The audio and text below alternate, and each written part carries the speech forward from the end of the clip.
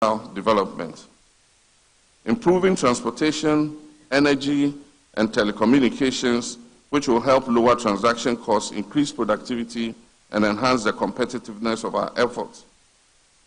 We will draw up a priority investment program, PIP, to cover critical infrastructure projects in the roads, bridges, dams, railways, aviation, telecommunication sectors, and also manufacturing, healthcare, education, power, water and sanitation, agriculture and agribusiness, and tourism sectors.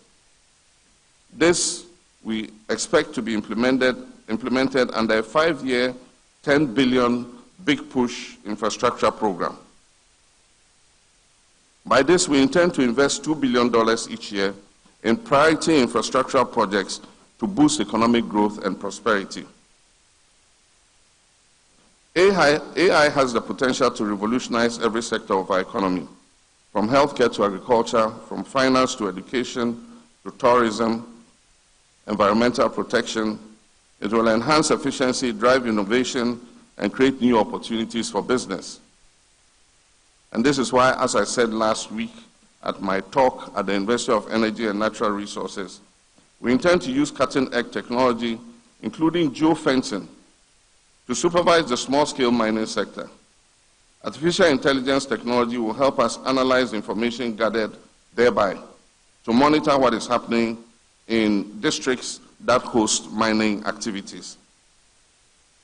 The NDC is on record as having invested significantly in Ghana's digital infrastructure during our tenure in office, including during my time as president.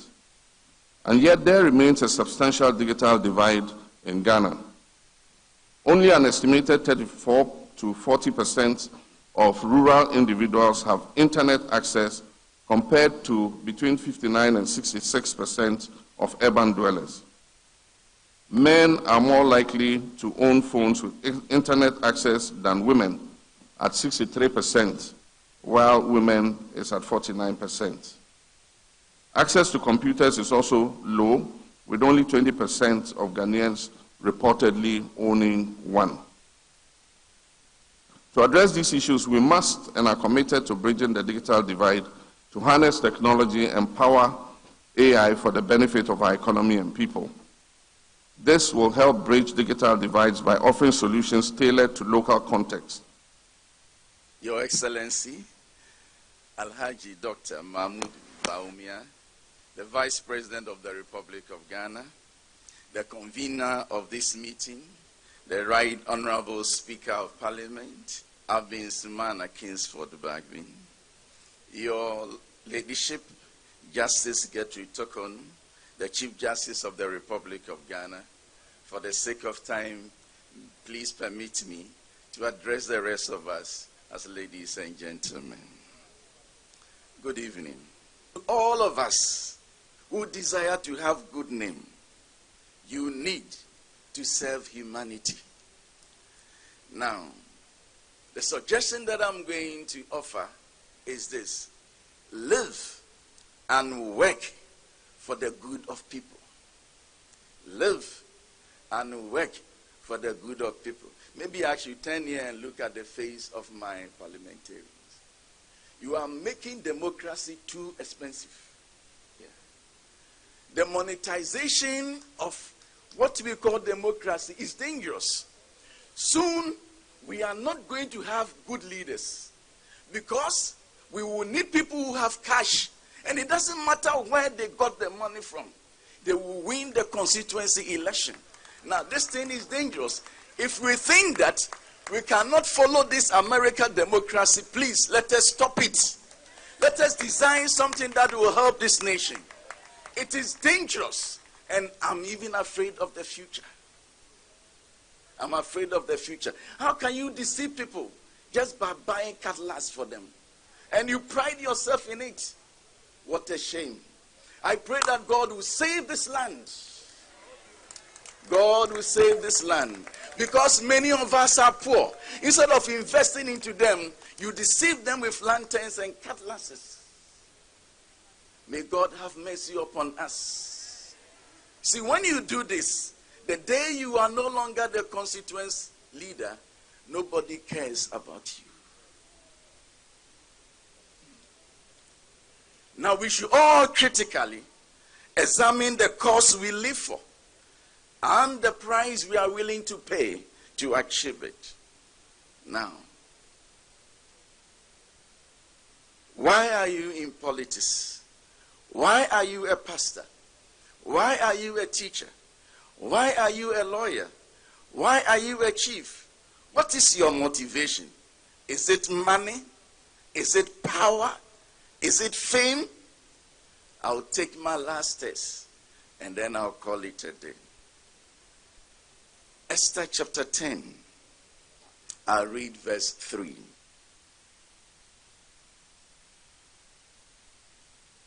That is collapse, but that collapsed economy is performing better than your economy that you left us. We have created more jobs, 2.1 million jobs, than any government in the Fourth Republic.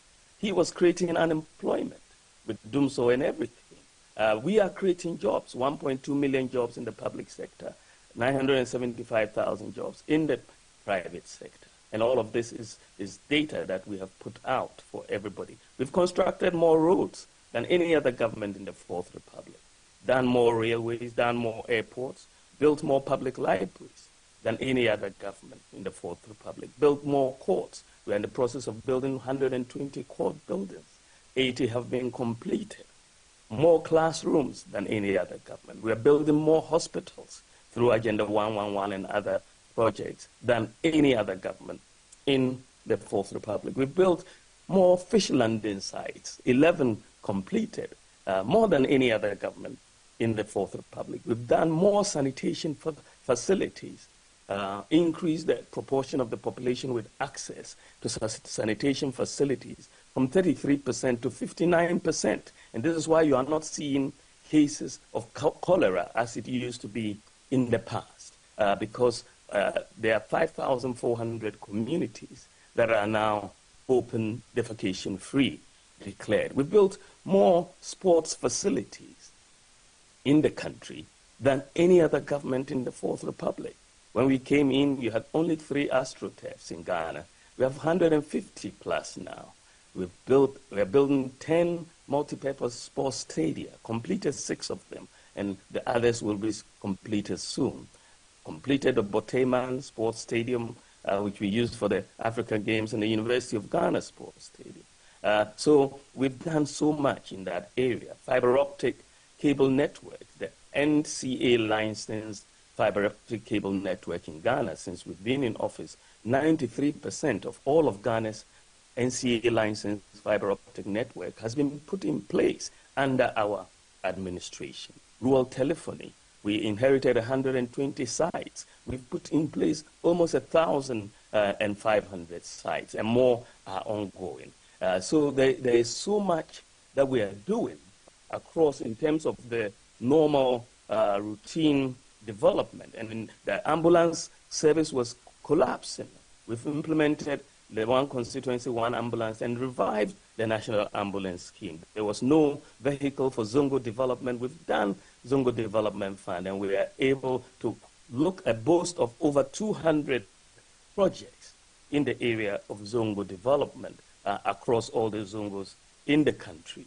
You look at our investment in technical and vocational education, over 6 billion Ghana cedis in the last 7 years, the highest investment in technical and vocational education by any government in the Fourth Republic. And we've made technical and vocational education also free in that context. You are seeing, in terms of our development authorities, a major completion of projects, 1,609 projects completed under the development authorities. The Northern Development Authority has completed about 304 projects so far. And so we are not talking about guinea fowl projects or that, or planting projects and so on. It's very, very tree planting projects that burned when they were planted.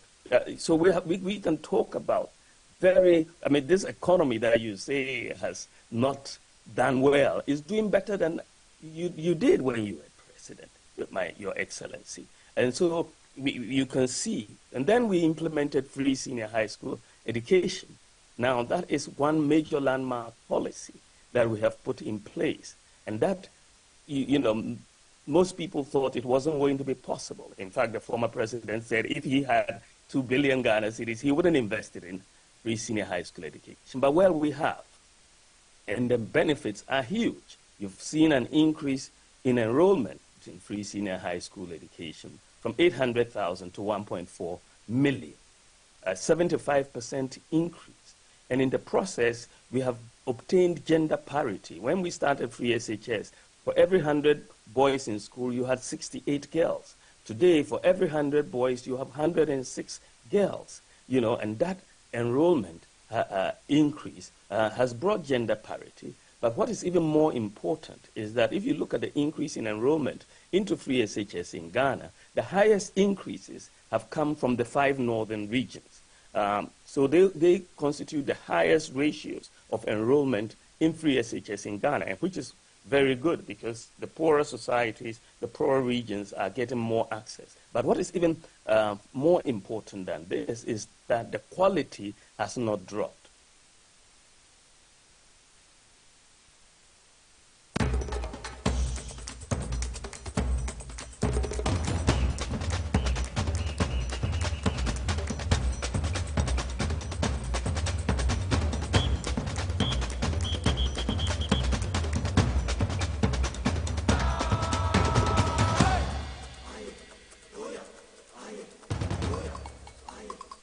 On TV as well as and also on Power 97.9 FM, the hottest and the biggest conversation in Ghana inside politics. You free and studio. Our 37 Abebrese Street, our Usu, Ede, Ebro, all the sister regions across the country. And some of the Ebro, and idea, Asem Kesi Esi, our NDC National Headquarters, our Adabraka. Nina say.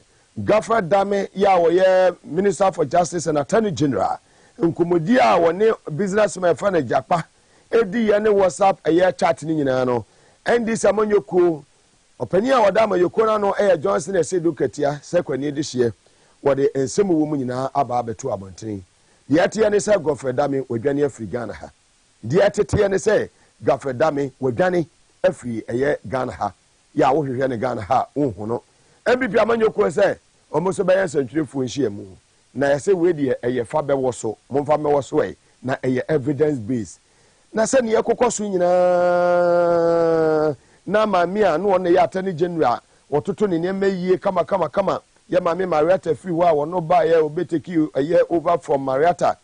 Ya mami a year a kufui, no bonejuma kama, obia huni Gaffer Dame meeting, Mrs. Apapano. Sanko 100% is mutimi 2 mirika say you say mbutu a ko beton Ghana edi we local champion internationally wa failure we your born for we ni pa born for ankasa nkomodia enei just say do ketia bi so akire Ghana for say Gaffer Dame no we ni pa born for pa sanka wo 990 te say obi atimi 2 mirika 100% no and ko nya ho ofa pa so a and ko obi a wa ben na dwene mo do pa kenim de obeye ewo Ghana ha ye tete ne se wadwane woni Ghana ha san se ijana eboboba no etesa apia etu se tom de sami wo pe ba bi de ti ayede akohye ewo amanani na so eyeden a obeba oman Ghana mu de ND samanyoko kan ne se enye ono ko na enipa obetumi ayesa adwuma no onko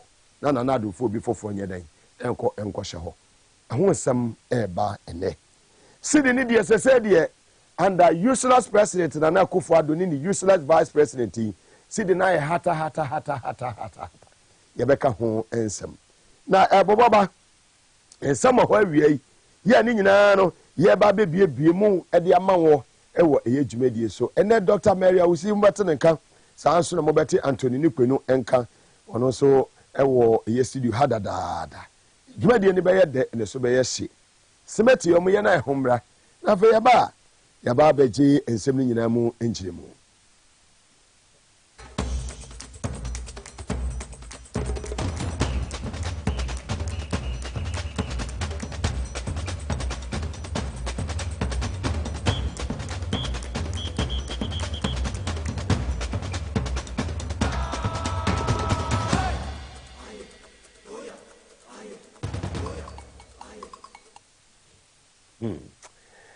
me ho adwiri me awie yi tie a national chairman of the NDC live on TVS was it live on Power 97.9 FM the 900 million angels no supporting na me de maye na muzu garlic capsules from Amuzu Herbal Clinic Lauroma na ewo so me na mitie na power specialist Herbal Hospital na and also hepatitis A, B, C, D, E etini say fibroid etini compo etini na me san bowura medimosis aso ye na the medimosis garlic capsules and also bomechi na boost my immune system no ana me see wa na me see there be and ma me call Hebron Hills International School na me fa me ba no call say be onya tete power media of the Samwam Road before where he ana say wi mo ma me s natural mineral water nsu papa kroje na me nom na tumi akasa yi if you wanna me say ne we can me pa ba bia Germany a I was me di me ni kire Safari Valley Eco Resort me birthday by next month on the 10th was me chile I was boys nso ye dey chile guess chile madofo chile eda no so ye Monday inti me ni adwoafo nko ne kodwofo ne bedi a capacity Monday na me wie we nyina free Safari by na me call national headquarters ewo NDC ewo Adabraka na me ko bi sa me amase sekwani di she say asew na wiade na wo ho ana osi Mugabe yi ya botre na gafredame ene businessman friend say japa wo modi nkomo ewo tetefon so 16 minutes o mashia ewo Supreme Court judge bi ni fie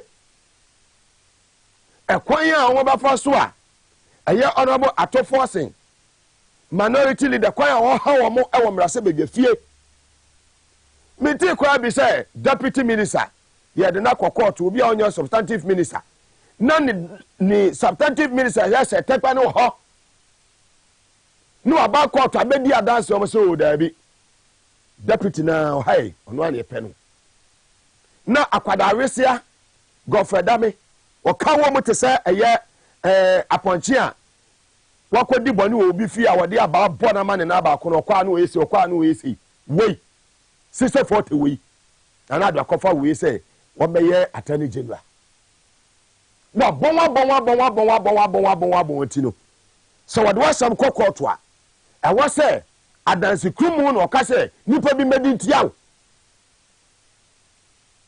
na judge no in jail young man like Atoforcing Owie Oxford University United Kingdom. I know Oxford very well. I teach you for the course school no. Nanado now we say call Oxford. One want to make call Oxford. Gordon Brown and another call Oxford. President Kofone ne yiri Teresa mo and another ka say Oxford ayebo omudin. Ato Ayaforcing mo and about Oxford ayebo omudin.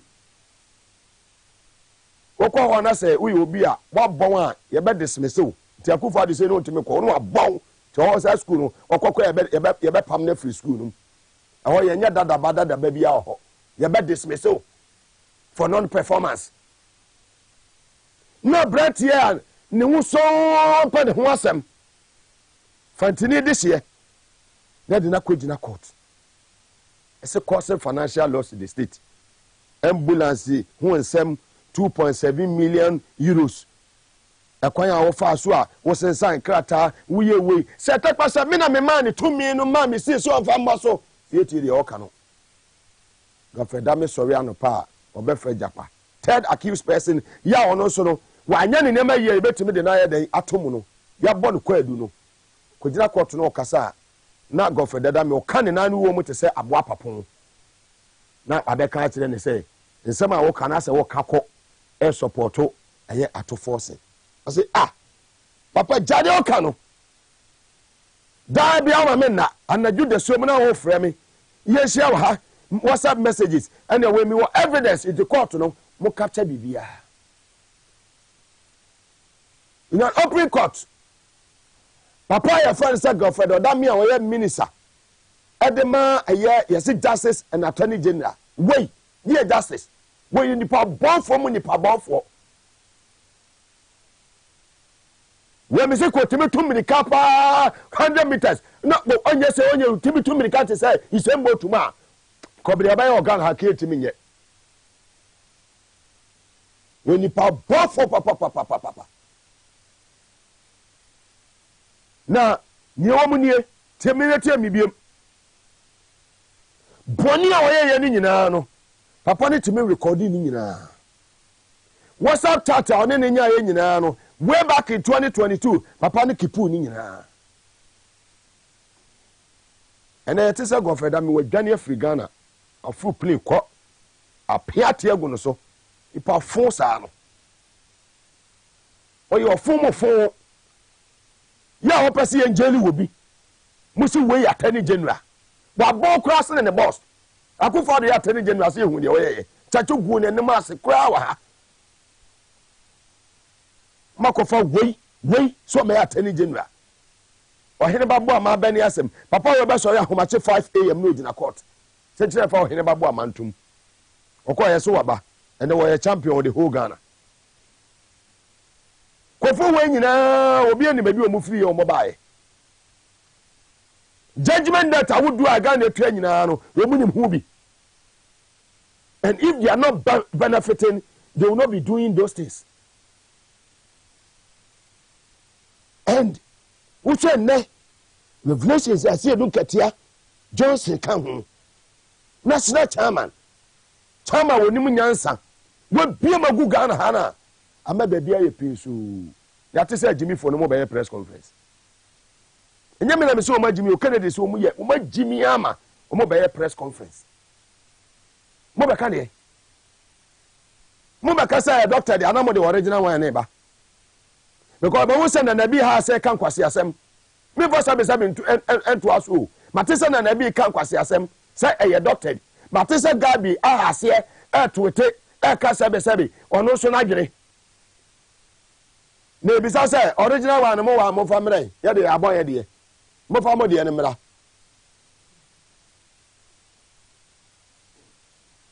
enu anu atasetase a chewo mo Godfrey Odame ye se ni blood pressure de huri kwasoro wotra se ya wotra na ne yema ka no kakra bi akwe obakwa private kakra bi akwe obakwa private nipa bofo me can without fear or favor we betimi ya minister of justice ya kwaya justice for who we errand boy akufa do mosoma no kofa we bra koto we bra ana o ma ba power ana o mo ma ni bibia ya den aye how old is Godfrey Odame mo checking the age na mo heso we more than 46 years you will lawyers here wo mu ye mamu na nyansa wo mu tirim hwe edoji tamaklo George Lo Baba Jamal Sami Janfi lawyer Adawudu ma capacity lawyer Christian Afi Fiapai capacity lawyer Betty Modi Drusu capacity lawyer Tony Lita capacity lawyer Chacho Chikata capacity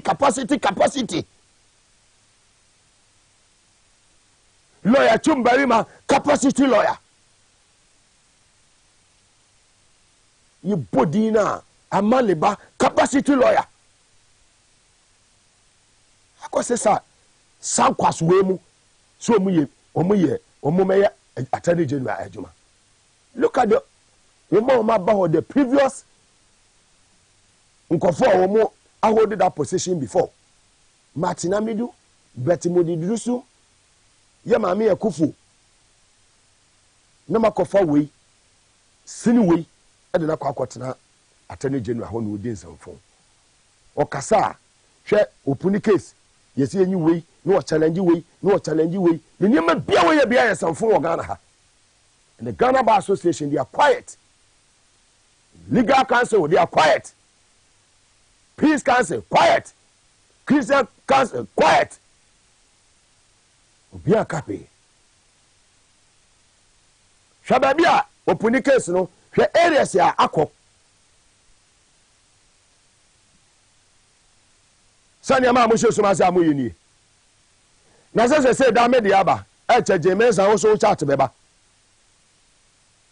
jemensa no mo abaka e che mo nyina mo to bedadi mo tro ma nem na mo ni sanfo sa na mo free say dey bia ni ho political power our expiring date yet wo memo ye free Ghana hanko ba bia wo how on earth now we betimi aka say obi fake medical way no aka say this is medical rep on fake no ka we how can you do that na say me and the point me tie tape na mo say na meaning say amanfo say go for that meaning wo jimi atani general na amanfo so wo jimi na me nyini say the amanfo ka say Kennedy ka say mb before mo jimi ama na me nyini o ba enne me tie tape na me ase and me ya e convince say wo jimi ampa we will be di komo e komo no enye day 1 enye day 2 chat no nipa no de o ka bia nipa ne ka tro say wonye ready say sa de no obeye utimi for say nipa ne sa akosia Supreme Court judge efie etina da bia yenya unanimous decision no say fie na mu hiesia da bia ye benya 7-0 5-0 9-0 da bia unanimous sa attorney general adwuma ne so obe ne namra wo be hia eye Supreme Court judges no makodi di enkomo no makodi di aba enkomo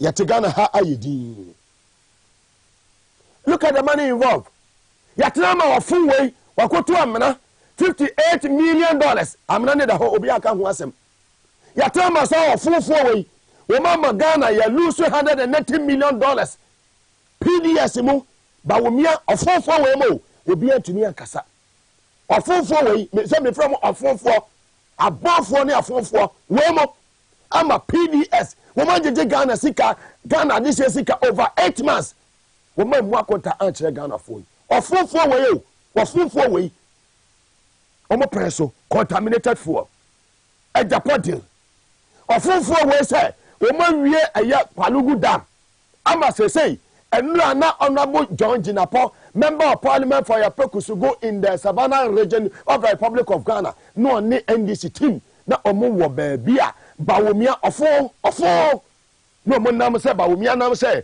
wo mo on Asempa FM kosi say woni yenua eye mo friend say abranti oye host mo friend say obi so mo wie legacy ba ko betimi aka say this year ye ewo aye northern region aye Palugu dam o mawie dam no bi bia wie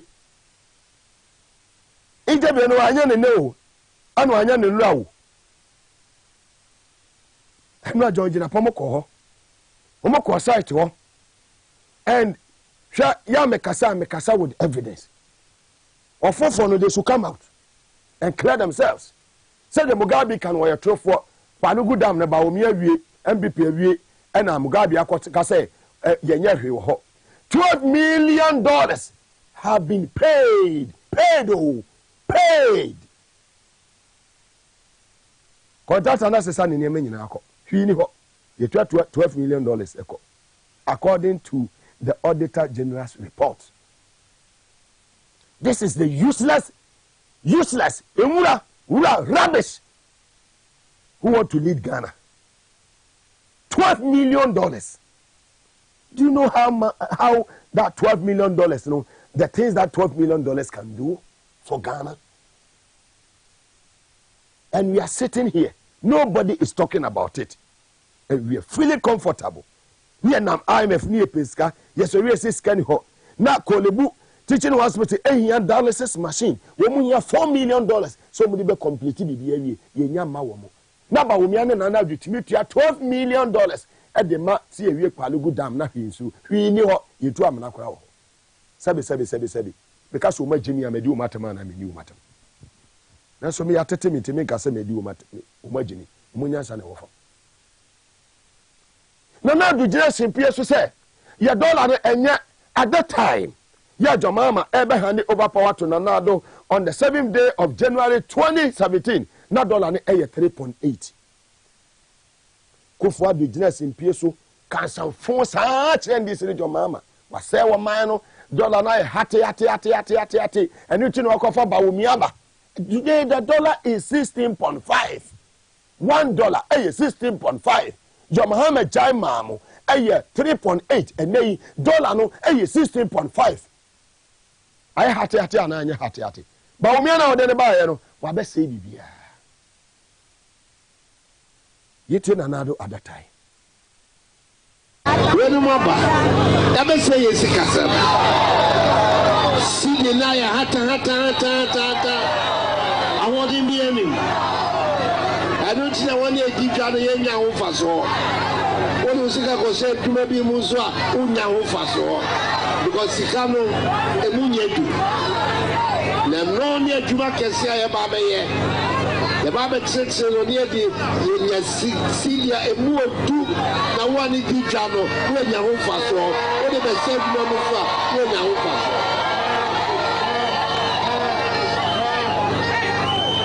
A Kahubi till I'm a coffee Baumia, some coming home. Yes, she say you sick as some no a year Mexicano, the moon yet to build. Oh, you are a fool, oh, you are. Of all, oh, you wanted that honor. I need to know confirm about me. So I'm no message says Casam. Now 3.8 and they at that a year 16.5. And no end of Professor Jampu, where a senior lecturer University of Ghana, Legon, was say, Sabi, this will be a word Jimmy for say a fool, Jimmy for Obakwasia, about one answer. And the back say $1 no a year 3.8. Nemom and nay $1 no a 16.5 and on a papa. This over Jimmy for and a beju we are two mamma. What for businesses? Sa way in Mura way most one or my president. What did I say? And I didn't know to make $1 who was him. One of Canada and a year 8 a year CEO summit. Yes, one can obey a president at obey the Amagana. What one was say we must see a year AstroTurf 150. Yes, dear now buy obey see AstroTurf 150. Yes, dear now buy was say ya increase enrollment a year senior high schools. Dear now buy obey we name the oba obey any achievement you. Wa bomwa. We see we my president. O man be so Ghana e senior in sitina. O ma bon na Akufo-Addo wa bon o mu we see taxpayers money. We mu nyina ye hia o ya pato o mo ne mama o mo na o mu free Jubilee House o no ma ye hofin. Na Jomama ba also what special court for corruption from Akufo-Addo Bawumia hwan wo say line o mu nyina up obi bia wadi sika bone e wo kwan so no. No, there are so many ways of killing a cat and I know Jomama will do it. Edojemoni adini will do it. We know Sananad were packing the court no. But there are so many ways. Come be a kofoba ya or take fast track high court. Ya papa ya de chachumo fa hono. Sa pepe na mo be follow. Office of the Special Prosecutor Jomahama Oba man the powers no prosecute. Jeli amount for no mo fa so nyansa. Causing financial loss to the state. Ba omi abeba be kire kwan a PDS ne ma omo yeye. Ene Ameri deal ene ma omo yeye. Palugu ya yensi dam ye say ye tua 12 million. Ye tua wonya say ye say ye tua. Ye ko eye George Napo ho member of parliament for Yapeku Sugu in the Savannah region. Ne ko tie ne ma okoye ye ewo Palugu dam ho no. Si ye CBB ye say ya to one block okwa ho ha ye ko site won ye ko hwe de ko so. Domkuma a wong ewo Mines and Energy Committee so wo Ghana mrahye ekopuem ewo Palugu multi-purpose irrigation dam a nebo no esom $1 billion yehwenim sankafiwe wo bewie esanse 2019 ena bang echirim se won afi sadami ase domkumafo a wokoye womba no deni ranking member honorable John Jinapo wokosra ohene a owokurugu ekranase eniwo North East region wasang eco project site ho eko hwei senianka juma no ere eko nsu wokudru ho no wo hu se adwuma bi ni ho a erikoso ewo honom wo mfisha ebien echi ni a aban edi na de kobo fema ewo sanka wo mu eye adwuma no nso wokoe no na contractor nimpo oni site ho. Ranking member ewo Mines and Energy Committee ni so a onokura no kasa ema domkuma no eba no enyina ahoneni hu sem so honorable John Jinapo ene nsamtwerefo etwetwe nkomo. We would activate all the parliamentary processes to retrieve that amount of money, almost 200 million cedis, that has been dashed to this contractor. Somebody must be held liable. Somebody must be held accountable. 200 million cedis is no small money. $12 million can do a lot in this country. And so we would use every legitimate means, every legal means, to retrieve the money and punish those who have caused this crime and financial loss to the state. Enwechi osankrem se dwumadi anka wo beye powerhouse nso a eno so eye ebien a eno ye Kaplan turbines a be se 60 megawatts a eno no wo betumi a install eye solar capacity enyinam kanea nso so ewo honom ne nyina mu nso so no won anye. Honorable Edward Bawa nso so eye member ewo Mines and Energy Committee ni so a okam don kuma no ho ono so di nsem bi etu nsamtwerefo enim. Sometimes the best people who can really develop your area are people you think are not your children. And John Mahama has demonstrated that this is not for a political gain, but it's just to create jobs for people. Because if you look at the number of people who live northeast to the south, it's huge. And instead of Bawumia trying to create jobs here, he's rather building hostels for them to come and stay. To keep them there. Very well. It's an evidence-based. As a very good journalist, also we are circumspect in your reportage. Your checks and balances, who put two things in order. That is why Mugabe Maase Ghana and baby are yedim. Baby are homogene, you $12 million. Edi amu be say ye eduma, ye dam. Now when you way, Bawumia no akwatena Asempa FM. Mo we sa Bawumia interview no emame. Mo sa Bawumia interview no on Asempa FM.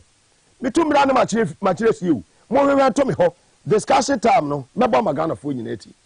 No an ka say wo di omatimi aye wo northern region.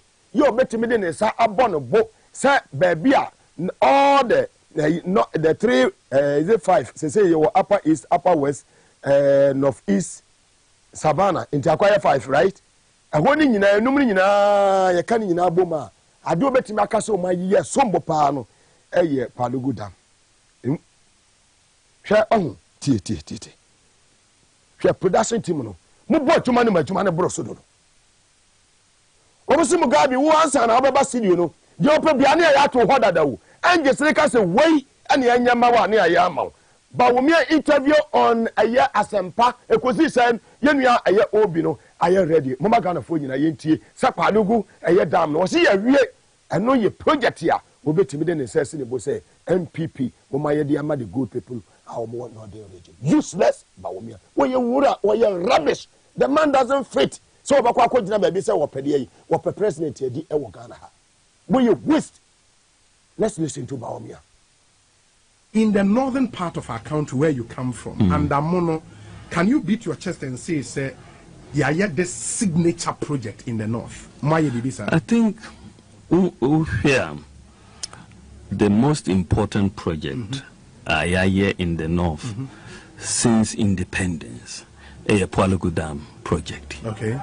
Is the biggest investment. Say we're drawing books no more since independence. Okay, as I watch it. How I check government be by say Palugu Dam.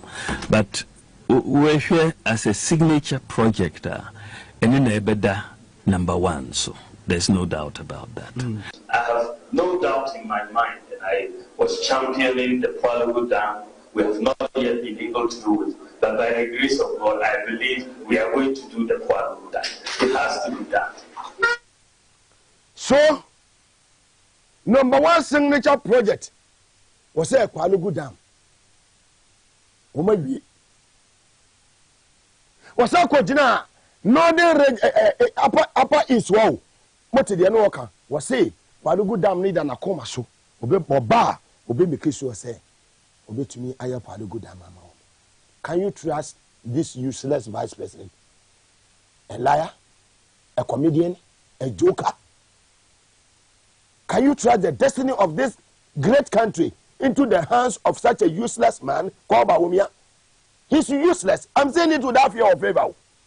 The man is useless. You used to know, and yet less man who say, oh, idea, sabi, mamani kwa yidiki, and ye moko ano, ubenya value ewum. Moko emare, but it add value to the taste. Finish.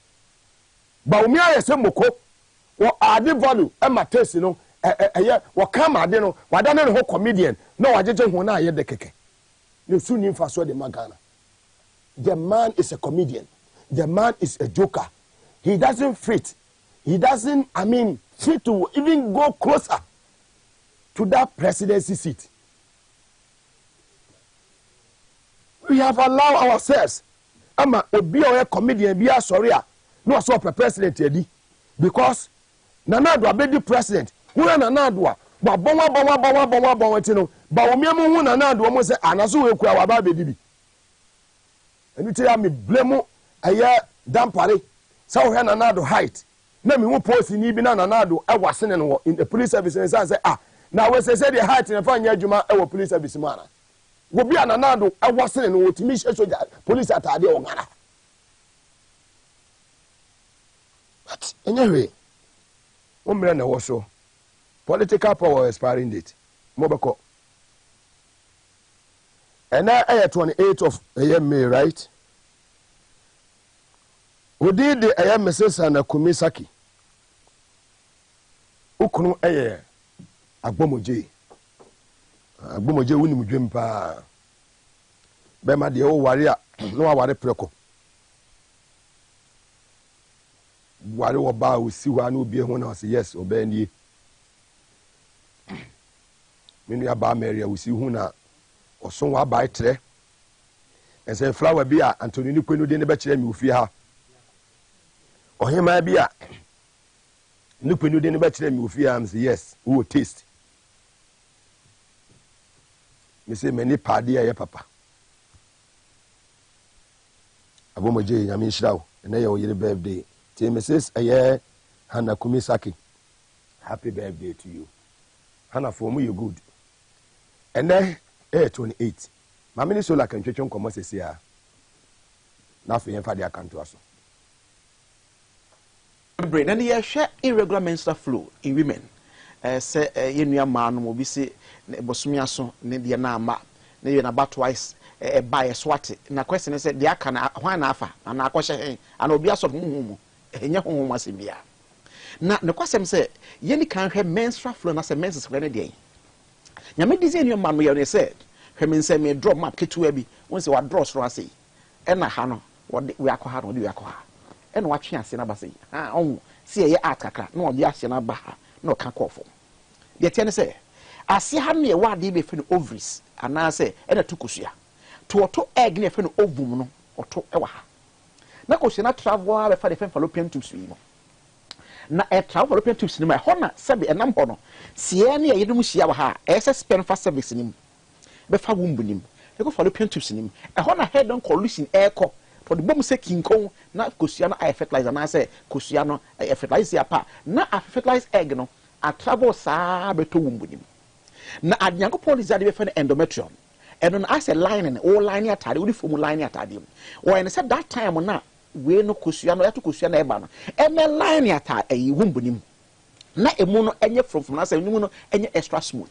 Say be a fertilized egg na akra ne bo beto kama see apet for there. Na the placenta no adjoin ne mame don sha see feed. Afi yate ase no.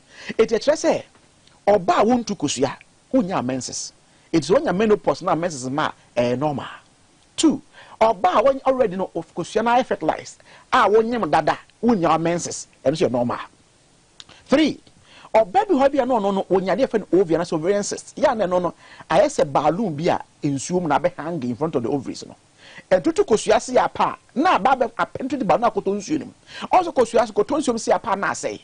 E ba say bonds or menses no be 3 months ne mai. O muka kana to 7 kakrabi adop yaba na on and off 2 months 3 months na obekum na 6 bi ho a eno no kosian akotom enti an travel ama ina sebe menses no inflow no normal circumstance no se kosiano anka kosiano sperm bi anka no a sa kosiano fallopian tubes no obe travel no abeka endometrium na aye kusin na a prepare place no na kosiano emojan abeka endometrium no na break it down na share the NP aye fe no menses no na de tie nie e ma bebrebe sebe unfertilized egg no be kind of endometrium share all right but how ba kwa yen share no so esi the kwan no e ya de fe ne candida albicans ye fe ne white no ade hwe linkage no sebe all day po no e wa animu ha enti nsuo bi asase e ba ensansa bi so e ba na sa candida albicans all day po no e fungus in nature oba lato cells na wa himfi ho no ofidi na so twibu nsuo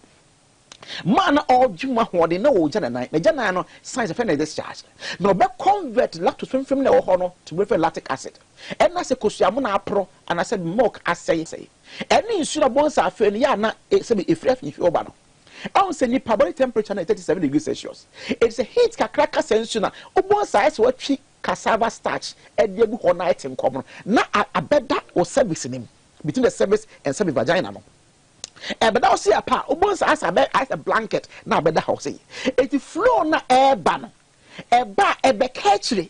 81st ade 5 days first 2 days ya na heavy no speed eba na kakra e trickle far ho e na buy de aka nyina begu bedness.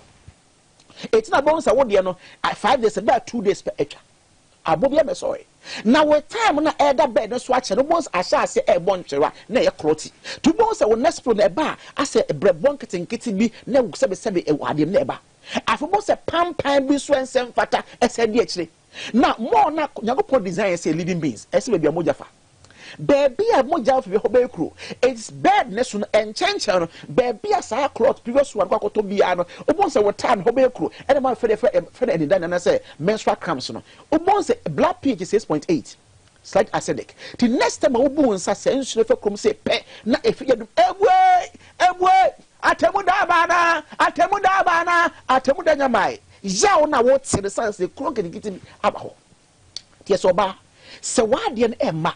Sebe date na miss bi flow so I question marker e do e fa ni solar cable measure ho solar cable measure tin e bo ni mane se asotwan e de na ekwa ma wo de ne se sebe ade na be hang in front ama to question atom no one e be perfect sa balloon no na dissolve yi science bro na be ta hot every ho na sane aba e ba sa se afa be ma wo flow na sebe ateko na se ateko no e be sha aba kama e de asomdwe ba. Number 2, all day pona candida albicans na aba himfi ho amensu bi guo sent bi aba ho pampa bi aba ho de bi asenti de wuti na ho ye kro ketenkete no sa bed na ache 5 years 3 years abaye tinkoma sa bed bi ho no e be dissolve sa bed na ho no e dissolve de si apa e be twe sensuo ne cloth na was na pie e tu boss oba na ade ne ma no na se bi o sha so you should be no solar cable machine within 2 weeks boss wonya flow ne ba asem ye cloth kakra bronchitis bi pampen de echi emane how wo next flow no e be reset it to at puberty unya 12-13 years no date na buy na the second flow no and the original date no why just access wo danger and we say periods e ba sa sia ade ba kwa ya and say Mr. Right aba na Nancy a ye enche kra ye twa ye red Valentine buy no wa plan ya me wine say be call wife and I say my girlfriend ho no minim ne calendar say be okay we also I saw red and now I saw red sister one on decide or red and I one decide ma and I saw unkombi the ten say san say ma prepared ma dwa to me chocolate meba na san say o dey part ba I am mismatch into one to me and calculate san say time pe bia na only control so time pe neba time pe na kate e ba san if you do me befu e be high relationship bia na me nya ho ade a and got to put me off na dey be na dey am nya certain there na time o so na yes am here den e massa confusion ma solar cable measure se obeboa wo reset flow no amra bakama e bia somdwe ba e massa se apa candid albicans oba ode po no e che hon na se bia ma etim ho yetro e yetro bo se now se you release sperm na bo se e fro na ka apa no ofro na apa no ofro na apa na bom no nyina sanwachi to bo se wonu kunu hia wi a na ensu ese de nyinsi se ba na senso nyina sanachi eni kwase basa wan kasa sebe wo hono sen kan se wonam awia so ache ana wo ton ade won se hono ase nsuo bi ahya se ba wa sebe eni kwase be bodin sa ha no nyina no do fa ni solar ke ba mesha e sa ha no na fi ho no amasomdwe ba me kan say no sebe nya ma no nko a ye obema nso sebe osimi no ndofishia a wo peba about a year Bearman no be shia have different unprotected sex for a year 12 months na nyinsa ma na ye suspect say ampa ba ko na omienu ye krawa wo no ba na chef some time ba nyinsa ne ma wo hwe mu ne say when your low sperm count na sebe onkwa monisha most of the time no ya na problem ne say hwade wo ha ya de ni aha and 2 balls no both foot me no wa aha now when a produce conquanti ba na sperm cell no ne produce ese of fast mo we sperm that mo no ba na shoot ni akọ go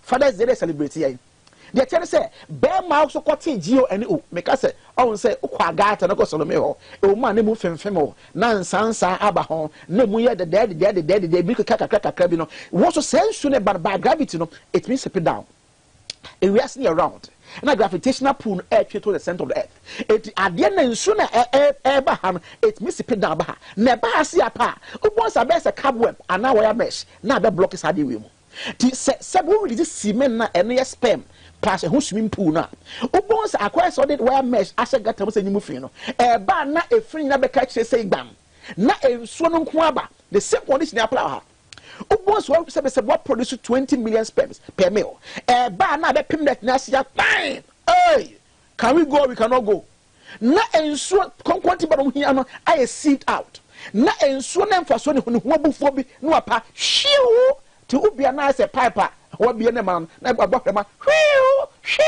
SMP to once be check count ha no na akoyelo de tiene say e the same drug for the solak heba me shabe boa e be yi san na free ho amansu na free ho na dissolve san net na free ho e ba sa ase apabon say total quantity of produce ha no de nyina be ba no shoot to now as far as they celebrate we na the energy aba na the ba abafi kwesi bia fa nkomo ho nyina opesa o mani nkomo kwesi bia we nkan kire obi na obi akodi nkomo catch him say ni nkomo the MTN no e 0245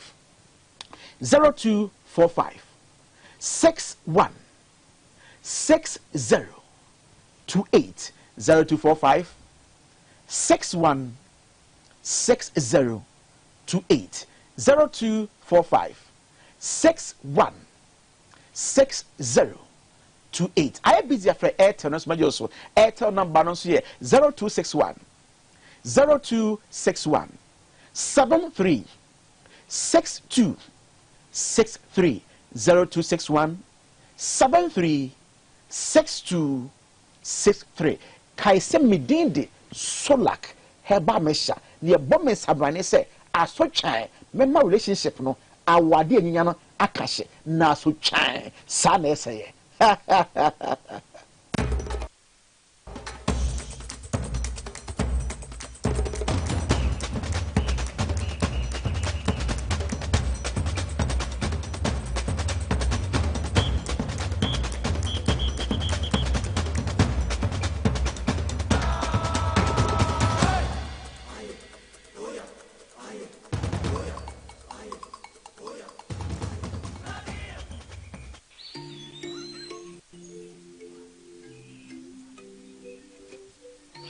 Upon your arrival, you are introduced to your butler, who plans your itinerary.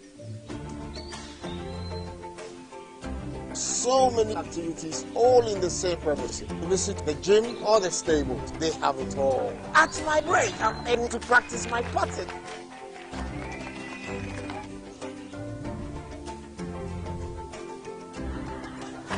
They used only electric vehicles here. This creates a serene environment.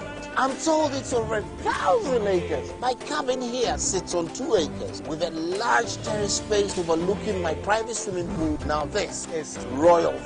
They have their own farms, thousands of fruit trees.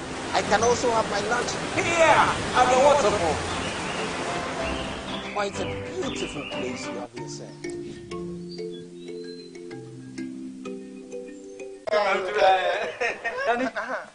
Missy Menanano.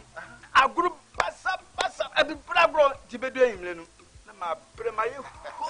As for me, I take very good care of my grandkids. Ye dear grow, na yes, a room may be crying. Me bano timide, or maybe gumi so weekend. Hey, woman, I don't think I'm a catcher or say, yeah, no, Medi garlic capsules. As I stand here, my doctor said my whole system has improved very well. Medi garlic capsules. Yes, Medi garlic capsules. Maase garlic capsules improves blood circulation and enhances the body. Suitable for both men and women. Available in pharmacy stores. Contact us on 050-349-4885. Not suitable for children under 12 years, pregnant women and lactating mothers. Maase, who need help. This advert is FDA approved. The serene environment fits into the goal of the school, which is simply to provide excellent educational foundation for your ward's development before they commence primary education. At first glance, clearly you will see why the school is called Hebron Hills International School, as the building stands tall overlooking town. With a Montessori style, we have experienced and dedicated staff and trained teachers. Our small sizes classrooms are meant to enhance teacher-focused approach where children get one-on-one attention from the teacher. Hello there. We are open at 7:30 a.m. and school closes at 2:30 p.m. After school care is from 4 p.m. to 6 p.m. while early drop-off can be arranged at 6 a.m. Hebron Hills International School is located at Midye off the Nsawam Road. Locate us with GP postcode GW0688 Ga West and GPS code 06884870. You can contact the school and make further inquiries on 050-876-2375 or call the office directly on 0302-918768. Email us at hebronhills.school@gmail.com. Hebron Hills International School. Excel and shine.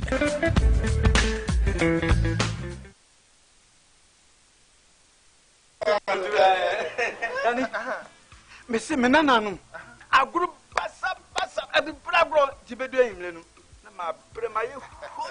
As for me, I take very good care of my grandkids. Ye dear grow, na yes, a room maybe crana, me bano timide, or maybe gumi so weekend. Hey, woman, I don't think I'm a catcher or say, yeah, no, Medi garlic capsules.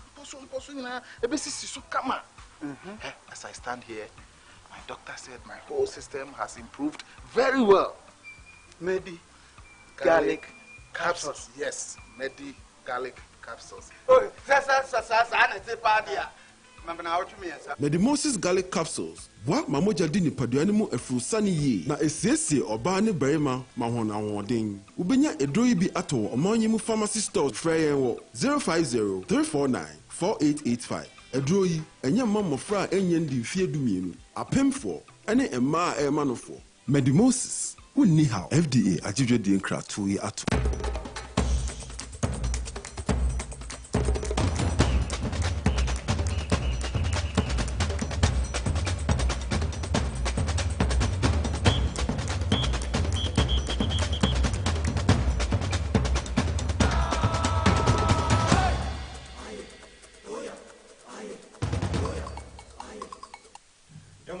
Adeba TVS was at Power 97.9 FM. Tamalifo tie wa Mana FM and Kensmi FM. A year Pusiga, Wimpa Sampa Wendy FM, Omunina 80 ne ewie. And yesim kunya abrabo eyenunum e babe hair digestive issues nina and edi ubi enum asem kese da pono so ya ye babe ka ho asem nti obi ama na dwene emraha. Reverend Atakura baby a wo bia enei ye chiao na ndi okan bi amate kan akoma to yem broni edishi ndi okan bi amate why ya no acha Reverend Mike Abanso ama me London mame ma ye mame Mary Awusi akwaba wo boy djuma ye papa doctor ni din doctor kan hu to kan se wan fa doctor na madia na chese eja wosua nwoma ya wono no ntesa go fe da memo wosua nwoma papa waben nwoma mu nti uboni dina na wode ne title na yeden aka ho ye ko NDC amonyeku no ma oye deputy director edema interparty and civil society organizations relations ajeseni ni position no ekese pa na oha ene ewie minu aba na mo akwaba ya media medishe bia bako dia Yamiado, Yaboko, and Yaboko also. Beyanisa, and I cook for Ado, but more dear Chua, Odi, in fear or her. Sapepe. See, I dear Chimia. Mechanic say, me want to do me, dear, na mechanic say, yeah. Ebenezer, the Yamedia Baby Drini. Fantastic. Well, Kachela na himasi onyafe. Mamema Anthony Nikwinunzu Akwaba, Greater Accra Regional Organizer of the NDC. Kandinga Mwakwaba. Yenia Muga. Bibiaba kwa de. Me hoye say e twa say Tibon Kosu no obe free so na ja ho atoye. You looking good. What boy you must have region? Fantastic. Very well. Yeah, head answer, bre. Someone share one-on-one will see you happy, right? Don't put your mic in your mommy or that room. Fantastic. Well, you better digest issues, no. Now, minim Paluguno, ABI, better free work a crabina for your main issue. Main issue, no, a tipwa, and a national chairman Johnson said, don't get your Omagana for you now, and this Sami Jamfini, Benefua, or more, and this as well, Omama, Yehunia, Ecoso, Fifi Quitten, so your Bonabaso. So far, so good, or more boy, Juma. Tony. Yo, Mugamechia, I shall phone it here for you now. The chair, Frankatuni.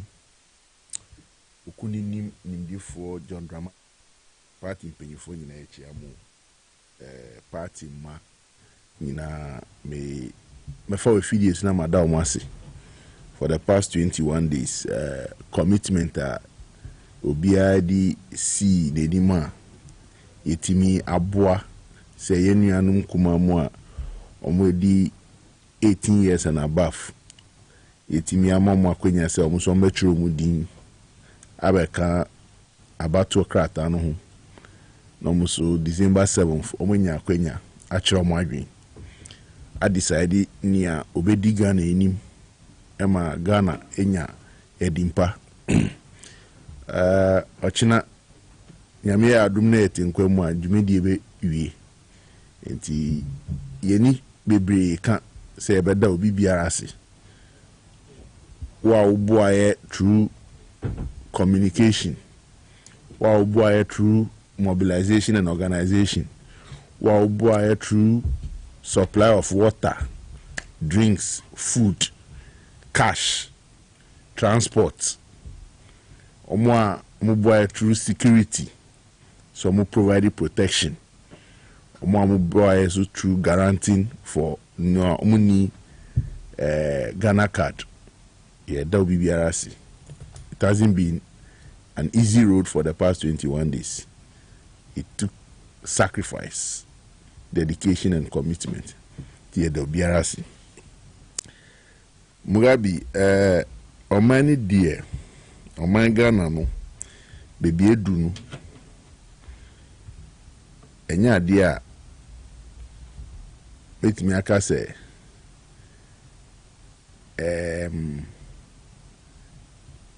to me, be dear, a very business as usual. The NDC, it will never be business as usual. Say, Bebnya Akwenya Ghana for be 2 cents December 7 at 2 Abamaye in Crawford sacrifice ama declaration Papa Beba to declare John Dramani Mahama 7th January ebe swear in na ebe business as usual okroma. Oh, we meaning Neko school, where me this year, we free me chrome, we or a royal, inti muma nasem numa en shenka. Obi bia we tu anamo na nado abayemu. A onim se namusu, Emma Ghana Shrisika, Kronubia kosu, Ewudia kosu, Nukredian kosu, Unhubeto Dreamwa. Now we be a power say we a minister na so afo and chief executive be in the next NDC administration. Ubeye on say obe edi na betting. We are sacrificing first as an accord the corporate so. Mugabe brand nipa ebre okrom ha. Inti daya mi boko ko say ye binu ye certificate di anwa. No frame say me minister ka me dasi. I want to build a sustainable political party here that will be enviable for the future generations. It is there for those who want to be, and we'll make sure we get the right people to be there and serve the government. Fantastic. Not that we are not qualified through academics, but some of us don't want to waste our time there. Grassroots operations. Utie revelations from the payment of monies to companies are executive Jumebia Okruma. Now we young food defend such rota. Maybe some will say, why do we educate people in this country? And sometimes those who call themselves neutrals in this country, who have sold their conscience and integrity, defending some of these things. You tell me, say, $2 million, $12 million, and several millions dollars, no, which you have mobilized feasibility studies. And when you even demand for the feasibility studies report, they are not ready to provide you. Then what are we doing in this country? Say an amount of $12 million that could have fixed a lot of challenges. Our free SHS mono. Yetiam said it is the final payment for Pualugu irrigation dam project. Irrigation dam project, and when you go there is nothing irrigation in Pualugu. Then you MPP communicators and some MPP in Krofua, you sometimes have respect for them. No? We will be defending this to the hilt. Say, oh, and Niamiti Yakra, Minia EC, made Dini Huyao. Say it was paid for condition precedent. Hey, say I buy this camera contractor, some fan insurance guarantee. And revelation we better about Pualugu, government hasn't taken any prudent steps to show cause near auditor, ediashe auditor report mu. Any near that firm as a job that has been done in the name of irrigation for the people of Pualugu. Aye hu baby irrigated dam no.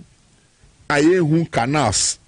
Ye hu asasi aya prepare for farmers within Timpani and those enclave. Say ombenya insure to do an all year round farming. No? But government is defending this to the extent say Pualugu multi-purpose dam project is $930 million. And the $12 million cannot be final payment. But the text in the audit report is saying $12 million for final payment for irrigation. So the irrigation aspect of that payment for Pualugu irrigation project. The irrigation project is one aspect of the entire dam. Enti adina auditor no ekano. It is towards one of the projects under the entire multi-purpose dam. That is what we are questioning. Where is the irrigation dam and the canals that will feed into the farms? Yedibabe project. That's what we are asking. Nothing. And a minister of finance who supervise the payment is working free. Ministry of Agric, under them we are going to supervise the irrigation. They are working free. Minister of Energy and VRE, people are working free in this country. And look at the money involved. The impunity. $12 million. Yes. And Ato Force Assembly said 2.7 million euros. Not that he has taken cash, but was in the signature they are saying LC. Sky train there, and nobody's talking Japan about it. Botch Ejapa. Just yesterday, me information say Tema to Dowenya dual carriage, 17-kilometer dual carriage. Is almost from Tema motorway to as part of the ECOWAS road opening into Aflau. You $205 million. I'm a company called BHM. The project has been abandoned for more than a year. And then, what Bajuma Accra, what Brea, uti around Dowenya, and now Committee 25, also Kofi. The traffic moves hours. That is the near Nipakum, Nanuncio Toye, Bumbaria, maybe a Bella Quafo, Omu company war, in sheer year or Obient mean crossing. Very well. Enti Omani die baby do me Adam can say it is not about telling Ghanaians again Ghana Fuhu. Niaka mene wo a wo hwe me a wotie mi is to go to the mobilization roadmap of the party to get people to vote massively for John Mahama. That is the only way I make me save your money. Good. Enti utifie na unwinwi na mene wo yen participate here or your branch work. Social media. Yen participate or your constituency work. Now we can only sit on social media and attack each other. And what? Then you are not showing costs, how you can contribute to the communal labor to save this country. But also, Tony, well, information I have taken from a year Legon campus or HSA Dintra Ekosui John DeMello, Nimrati and Bako, your friend Jerry, Pussy for Achena Hini, Papa, assigned in Aquacotum. Your best Pussy for Munya Mojuma ye, Dampare boys no. Namobe studying so. Zamadanum ho MPP Pussy for Munyai, na power bechenji. Power necessary M1. Power necessary M1.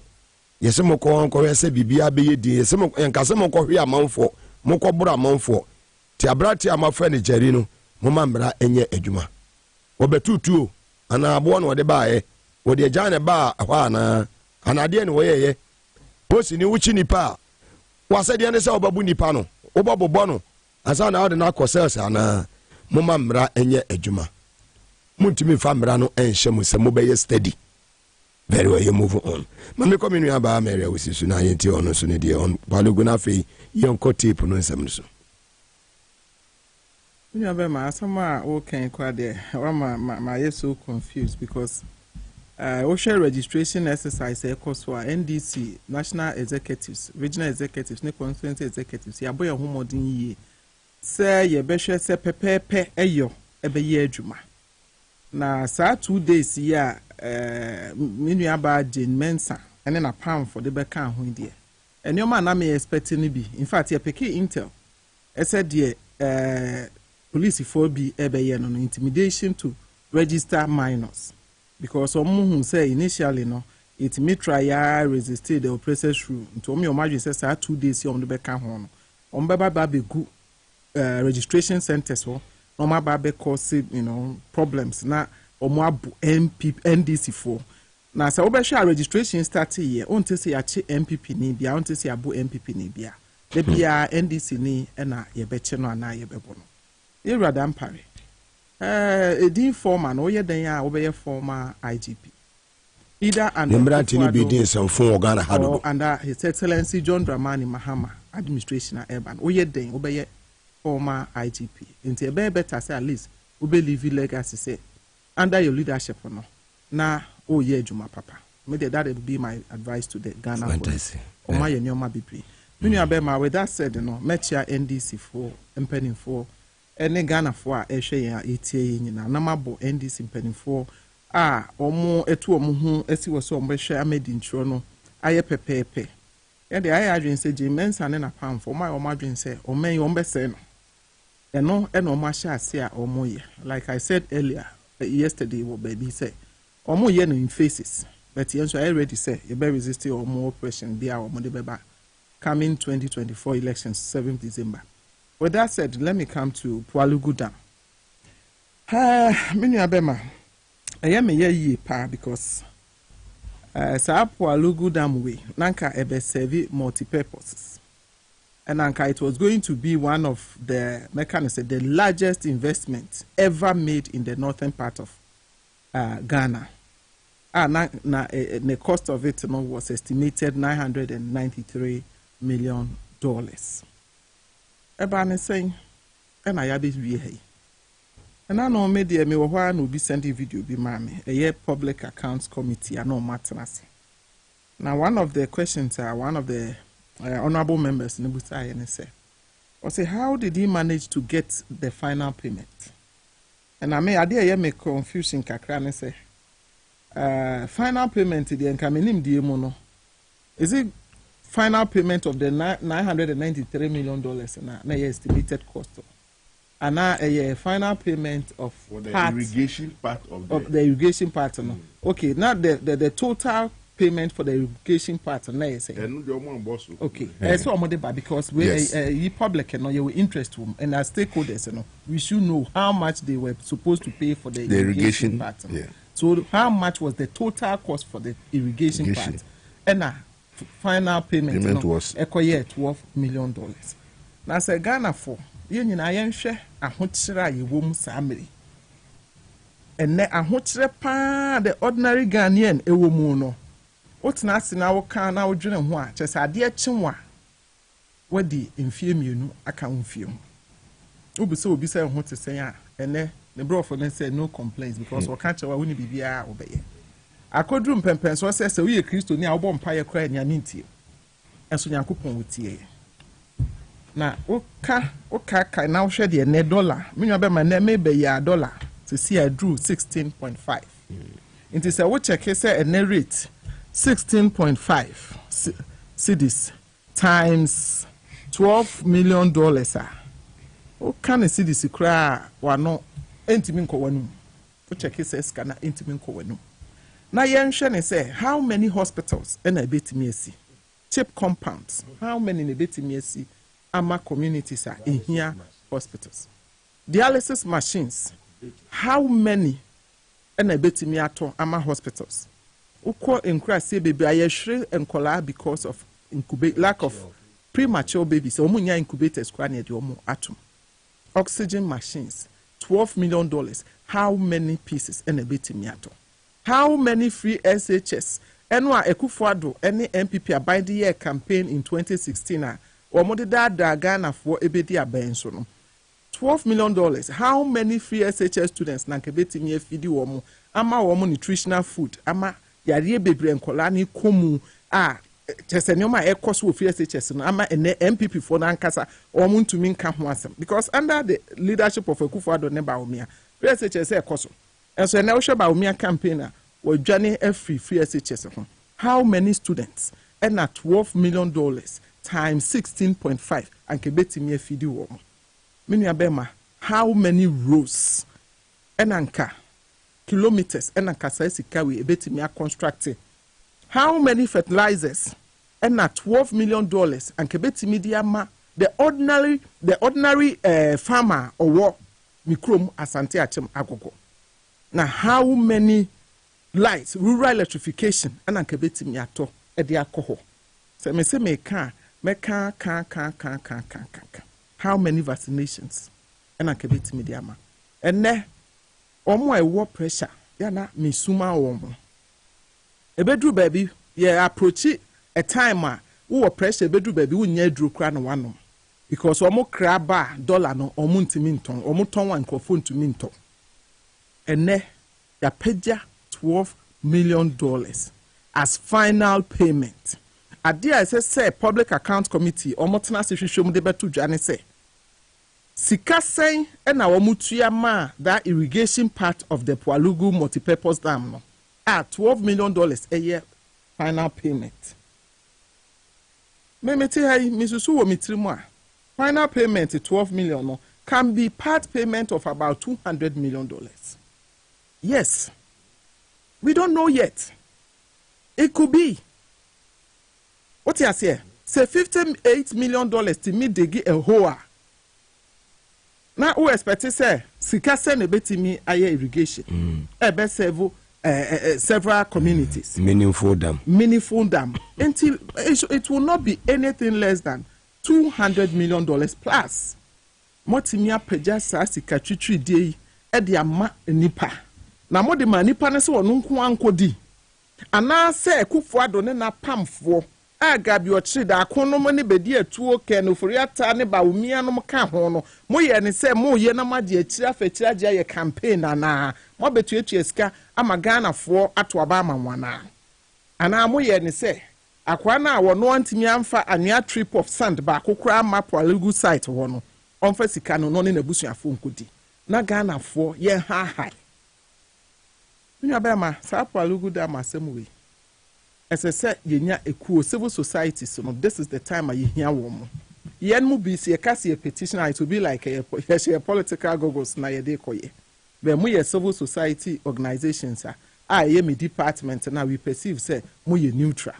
Esese mu petition Attorney General they corrupt and dishonest, dishonorable go further that. Na sani pa we require competition na ebe ko he. At least more petition parliament.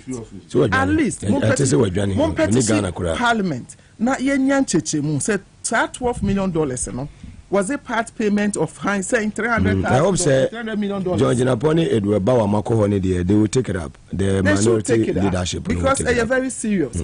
This is an election. The money involved the money is too much. And then nano baumia if you say na John Mahama Yankupon or your Tiasifo Yankupon. When I make catch on Ubi I wish me be any politics and ye be anytime I will be by so begu John Dramani Mahama and Mas Yankupon I exposing. Ye who be brave. And I no be ne see but when me a cotton baby can say Yanka see a bit yalawa yal chialawa. Ama akola kete akola kete a meet me I wouldn't so you can say papa teach mine a year crobo untu yalawa. And I know mu hwehwe ya chialawa ya chialawa obi ababo nte de ache no okọ bank okoyi alawa ya de ache you say there isn't any fund for you. Yeah, empty. Empty. Enti ba wo mi ani Akufuado aban. They are so wicked. They are scammers. Simple. They are scammers.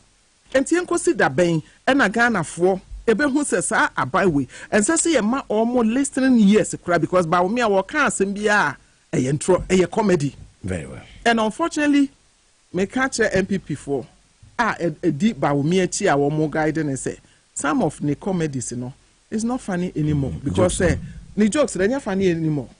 Say come de wa bibi enye sere ma. There's a 1 million asama enye sere kwa wo besere. Ghana for come de. Ghana for ebre. Ghana for ye wa ho hiahia mu. Ene wo hia wo bia nanim enye.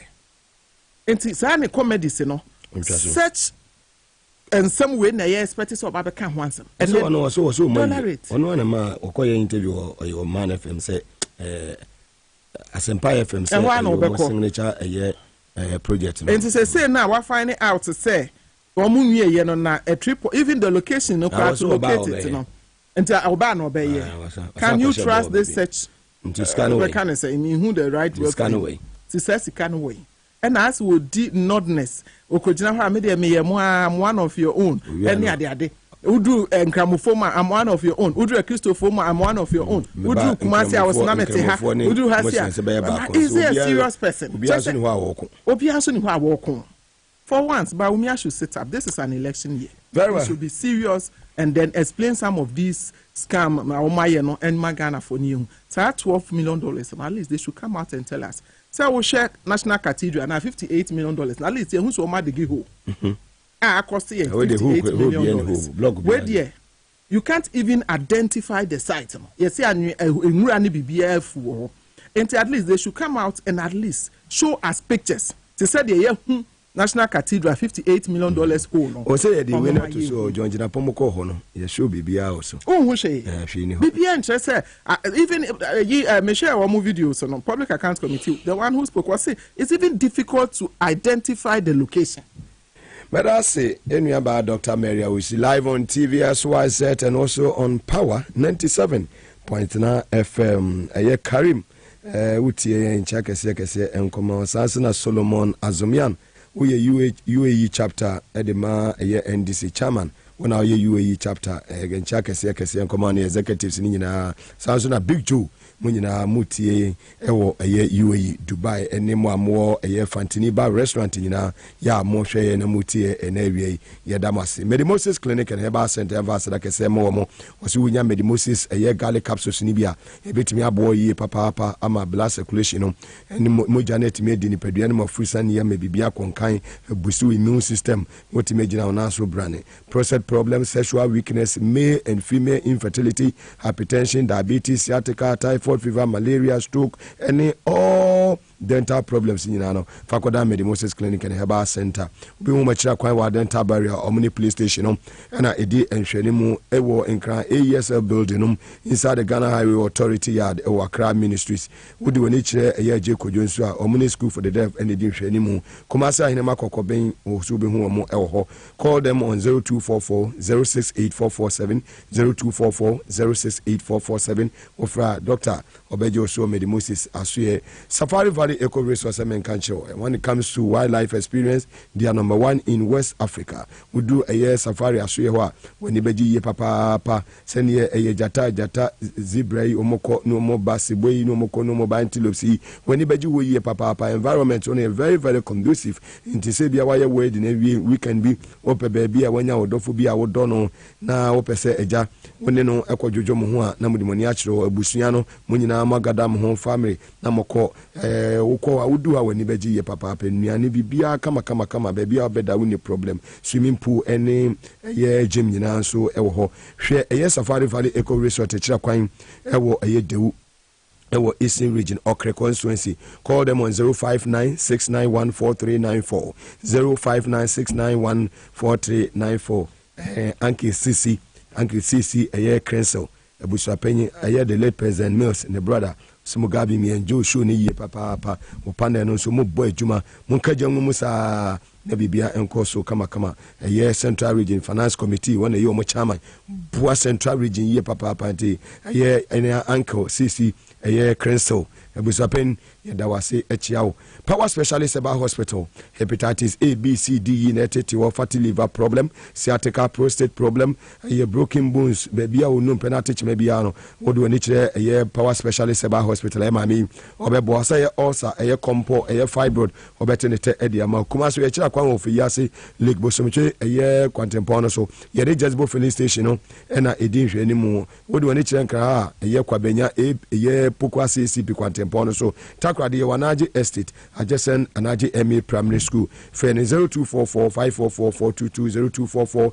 0244-544-422. Amuzu Heba Clinic. Amuzu Heba Clinic. Kumnakofa Amuzu Garlic Bitters. Ediaba Idaso. Amuzu Garlic Bitters. And Ediaba Idaso. A boy improve air blood circulation. Reduce air cholesterol so in pedianum. Sounds to control urine flow. Timmy Mount Johnson Numa. Maybe beyond so. One wonya sukunosono. A yamamu ye papa. Ubia homia or brands and to me home. When ya Amuzu Garlic Bitters in Ibia. Oboboy be to me abo you. Reduce high blood pressure. And minimize a year high a year sugar level no minimize maybe bia den ekon kan emount tutumrika pharmacy shop bia be rembiano ubenya Amuzu Garlic Bitters bia to we do any chere Misty Herba Dani Herba Apidank Herba ena KNJ Herba umunyina wo mrum Kumase Kolina Herba wa sta ho benya bi ho mo amwo eye tafo mo de moni chere eye kufa ho su benya bi fedimens opon su benya bi ato ewo eye kufa tafo Accra, Okashi Draglin, and Abuache, Hallost, Sansuna Tenatet, and a Kinswalk on your Benyabi. Fair yet Dr. Amuzu, Champion Amuzu, Asimuga, Chiaminuaba, a year Dr. Maria Wisimami. Now, boy Juma Papa, Payetanechi, Champion Amuzu. When over to my friend was 0247 776743, 0247 776743, Ofrena, Obejo. So, as natural mineral water and soon be about Copibi Neto, now so a tone, and yaso emphaso, Oba a year SYZ broadcast here, Mr. Robert, or do be a Pibiano, when Sabi to me a can. He brought his international school SL and Shine, and admission Ugu so echo so, media of the Salon Road, Okwa, Ubinya admission, the Amaban and Dachi, et Messini. Mamma Quantum in so, Nafi Yanko on a year, Godfred or Dummy, and one send someone, ya Ababa be to Ibra. Over to you. Yo, Muga. Indian baby na no mo hwe o so mo chia David Jaklo Ghana Revenue Authority. Fantastic. Soldier force the baby almost send me messages. So much here. Fantastic. Why if I was set no so. Say the home for that. You know see Chiamu. Nanado na home for senior apart from Nanado there. Dr. Boyson. Thank you. So me chiao. I also why if I was set. Muga Ejabo Ejana Bedu. Now it's a day of shame to the leader of the bar of Ghana. And I was scrolling through social media to see, say, I will see the resignation letter of Godfrey Dami. Oh, no, Nimferi. Now, if by 6 o'clock, one tenant resignation, then he is really in for a game. And that game, he will meet it. Because this scandal will not be washed like the normal scandal. Frank Davis, Ojo and saw a press conference at 4 o'clock. Why is he running away? He has not rescheduled his press conference to Thursday. Obi saw a press conference. Wouldn't name content or deba. Hurriedly, you've packaged yourself. You are also responding to that press conference at 4 o'clock. Why are you now going to Thursday? Look, on only dear woman on train, on finding home by war.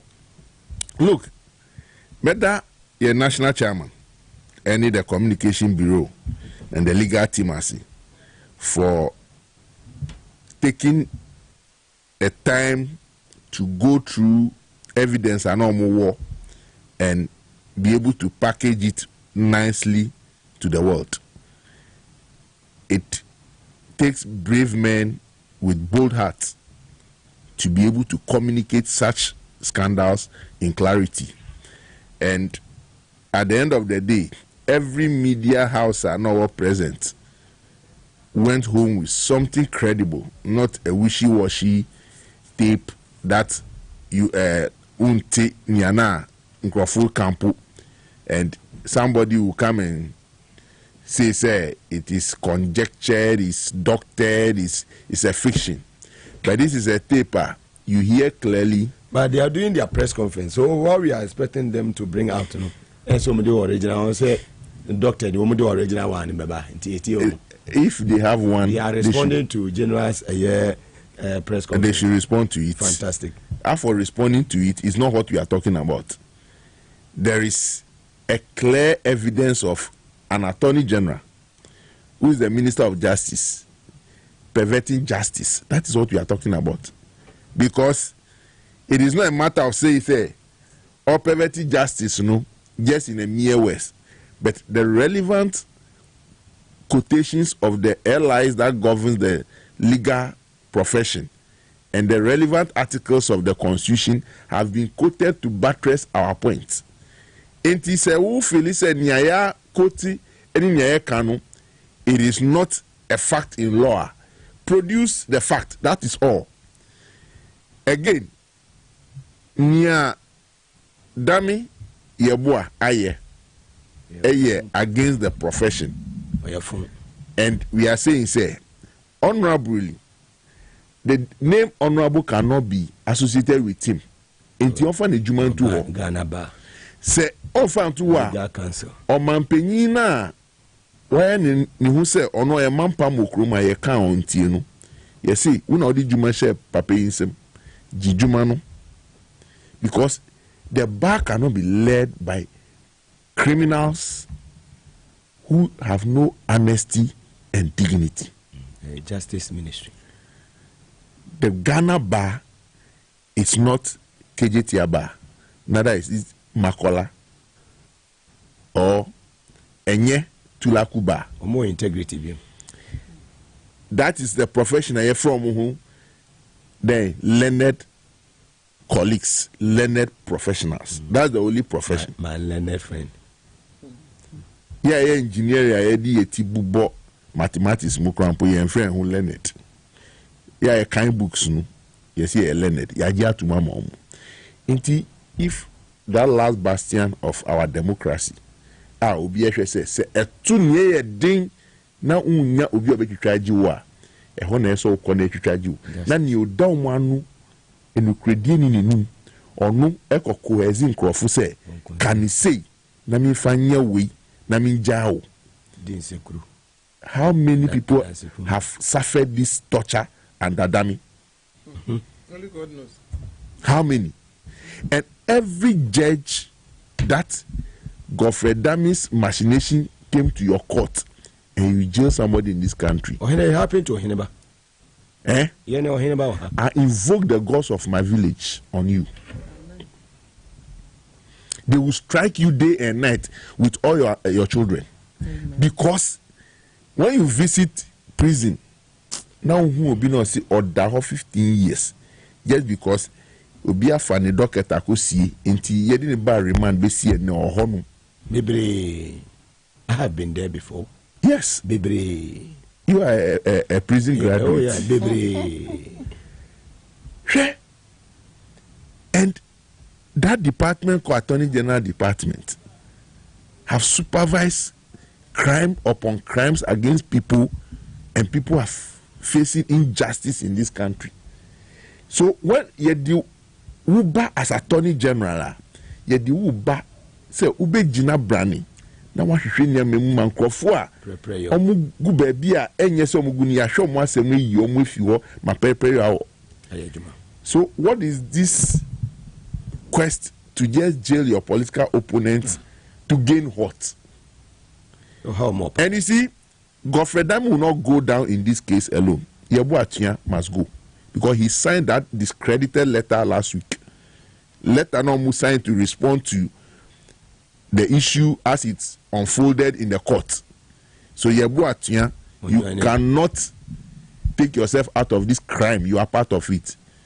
Dana Sunabadapa is part of this hatchet job. And they have been heard. They have been in people's houses saying, Afo at all costs, he must visit in Sawam. For what crime? As for Atu dear, so a member of parliament doing his job, making sure say the financial books of this country are kept well, a crime. He's leading minority in parliament, exposing your rot. So you think say incarcerating him will cow who? To open a case in engage you. Now you are talking about opening your gongo. Yes. You have pushed and pushed and pushed. So what can you say? To the extent say who push an accused person and who prosecuting uncle fake medical report and family judge so oyari so that justice will be delayed for you to go to wherever you go and come back. What kind of Minister of Justice is criminal? And this one, you don't need to prosecute him, you need to execute him. We hear prosecution. Then prosecution. We hear the conference squad boom too. People like this don't deserve to be sitting in any court and say, "My Lord, I am so." No, we are the tribunal and the trial. But we are not Ghana. No see any bien. Yes, any bien. Enuntiana system. No. Obo to any foreign squad. Utie. The leader of the Pentecostal Church Nani says a democracy now you're practicing. Say you create any paper young kuma. You found to engineer pay the ebetimi. Then ebe boy mind because in Crawford Bokrono ne the omagina assembly bia na judges nam kona attorney general na kona isumwase no mu negotiate who koye we say we are who so no onu mo nkom because I still stand say William Tevye or prison deserves not to be in prison. Mr. William Tevye on the NCA issue, no, a man that you cannot find any black around him. And the papa no yarin so. Yes, I know. William Tevye is languishing in jail for no crime. Ejuma wa ye or NCA so no ene Ghana enya hu faso. All the surveillance systems across the length and breadth of Ghana, police for the checking crime. Whose job is that? the supervising that thing through the national security sector, William TV, and then or that jail. All this perversion by Godfred Yeboah Damimu, negotiating with judges how to jail innocent people in this country. There was a Supreme Court judge in the field. Cecilia Dapa is walking free in this country. $43 million for Accra desulting. And then Soto 5 minutes. Nipa intimi chinika. Then look, and you tell me we need prosecution. I disagree. Menti am ko hwene aba Mary where we so na yenti on so ne de. Yankoi. Minya bema nsani bi ho kwa ya na srekeke to ni kwenu enkofo bebre hwe ayetie wo mo cheche ayen se yentia timese na machia san enkofo no kaka. Very well. Baako ye Honorable Alasa, former DCE for Pusiga. Okay. Ose ochiao. Pusiga for muti papa. Pusiga for ti opa na me amema mienu bi efe baako Mashud Seidu. Na Derek omunyina wa Asante Achem. Very well. Agogo. And one is watching us from New York or the Shai Nuru, Colgate Avenue. United States of America. And I'm a chair NDC, ye communication officer or yoba the whole US chapter. Oh, okay. Obojuma Papa, Fanaji Aruki. And Yezongo Kokos chairman, US chapter, Alaji Salam, Mechia Munyina. Fantastic. Coming back to Godfred Damia 70 press conference. Okay. Metie General Life. Yeah, we are national executive member. Intinamete movie. Nti ya be pona na me sorry because na say me call. NDC woma. Accra FM. Enne me name enne as Judicial Day of Shame. Ghana's Judicial Day of Shame. Patrofaye news mame. Fantastic. Ghana's Judicial Day PCAT. of Shame. Maybe you know actually. Enne Nguasia no, I can't the whole justice system. Mekanesa Supreme Court judge fee. Supreme Court judge fee. Negotiate. Any ekwe, ade on be pay den wo fie. Criminals. On be pay den wo fie. Enu nti mama matimi akapta no say eye the whole judicial system. Yusumu. Eye day of shame for mo so far as a whole sitting judge. If you want to negotiations, government in power. A day of shame for the Ghana judicial system. Gertrude Otukono as a wine edaso. A day of shame for the Ghana's judicial system. Me only didn't bother. Tell me, boss, you Otukono. What you say? A day of shame.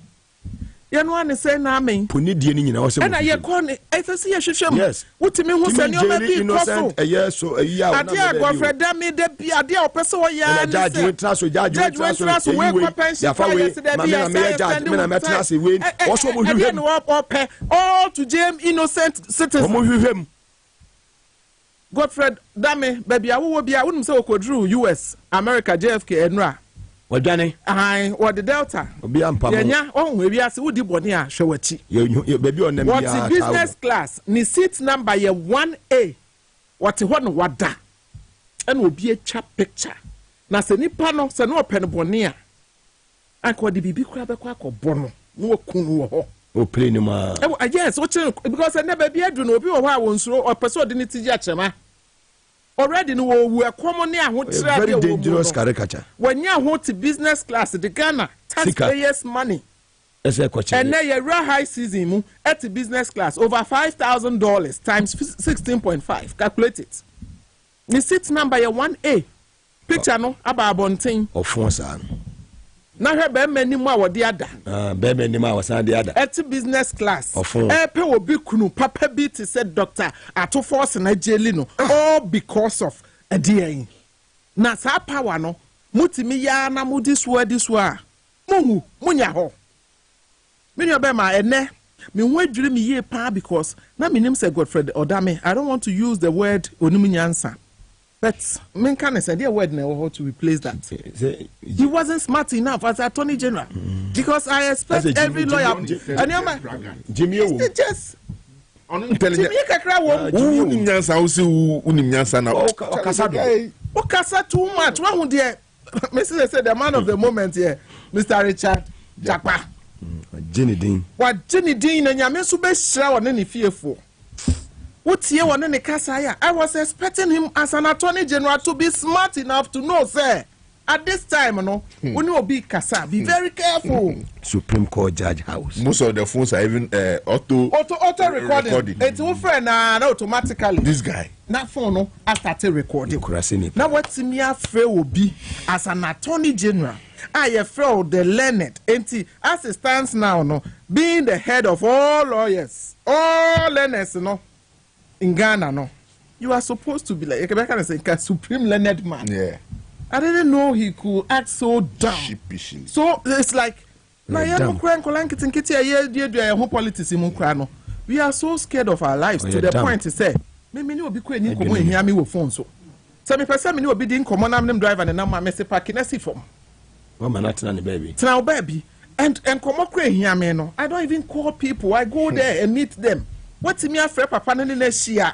I feel do baby I will deny. Or say share me with evidence. What's the one?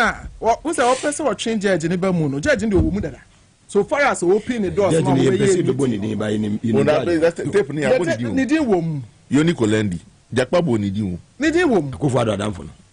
you say? Judge and baby will be an honest when him go as a beer can. Why should you fee? Hey, your friend with the learned. At least you should be learned enough to know, sir. It's against the law. Your mama, asuma one or call judge before. They always want to fabricate stories. They are entangled people just to get them. What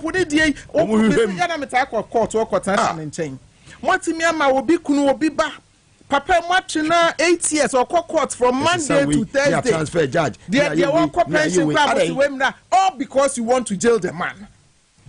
Too bad. Day of shame. Ghana Supreme Court penny for a binum.